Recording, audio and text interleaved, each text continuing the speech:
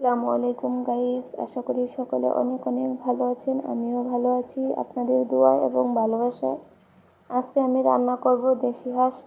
তো এখানে আমি সব ধরনের মশলা দিয়ে দিচ্ছি। আজকে আমি মাংসটা হাতে মেখে রান্না করব। তো এই রান্নাটা আমি আমার মায়ের কাছ থেকে শিখেছি। আমার মা এইভাবে সবসময় হাঁসের মাংস রান্না করতো। তো মায়ের হাতের রান্না খেতে ইচ্ছা করে ইদানিং অনেক বেশি। তো মা কাছে নাই, কে রান্না করে খাওয়াবো, নিজেই ট্রাই করলাম।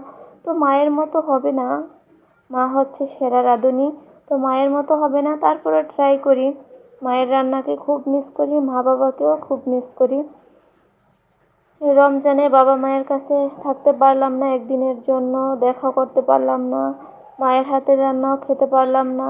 কে কে আমার মতো এরকম বাবা মায়ের সাথে দেখা করতে পারেন নাই, রমজানে মায়ের হাতের খাবার খেতে পারেন নাই, জানাবেন। তো আমি এখানে আজকে বাটা মরিচ দিয়ে রান্না করব মাংসটা। এখন মেখে নিচ্ছি হাতে। তা আমি ম্যারিনেট করার সময় এখানে তেল ব্যবহার করব না।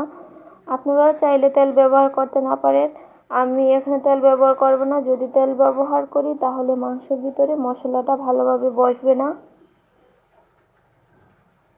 আমি ম্যারিনেট করে এভাবে 20 মিনিটের জন্য রেস্টে রেখে দিব।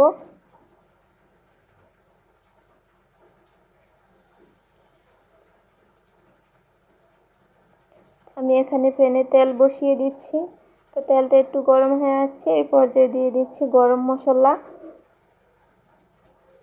গরম মশলা আমি একটু হালকা করে ভেজে নিব। তো ভাজা হয়ে গেছে, এ পর্যায়ে আমি পেঁয়াজ কুচি দিয়ে দিচ্ছি।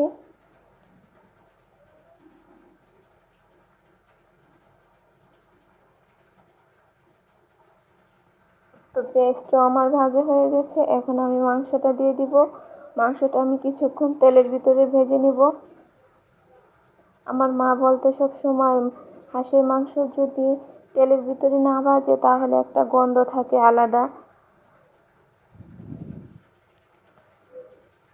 তো আপনারা আপনাদের টেস্ট অনুযায়ী এবং পরিমাণ মতো লবণ দিয়ে দিতে পারেন। আমি আমার পরিমাণ মতো লবণ দিয়ে দিচ্ছি এখানে। দিয়ে আমি মাংসটা কিছুক্ষণ ভেজে নিব।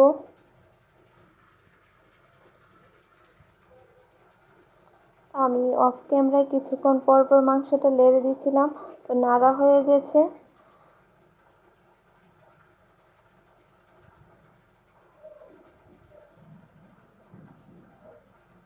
আমি এখানে 4 পিস রসুন ব্যবহার করছি মাংসের ভিতরে।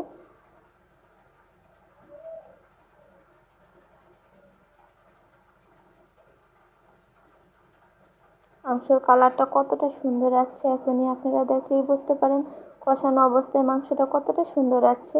তো আমি আবার ঢেকে দিচ্ছি। তো এখানে মাংসের ভিতরে, কষানো মাংসের ভিতরে গরম পানি ব্যবহার করাটাই ভালো।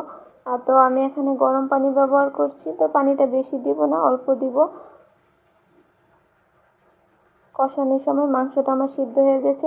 আর দেখেন আমার মাংসের কালারটা কতটা সুন্দর আসছে। তো কেমন হয়েছে রান্নাটা জানাবেন। সকলে ভালো থাকেন, আল্লাহ হাফিজ।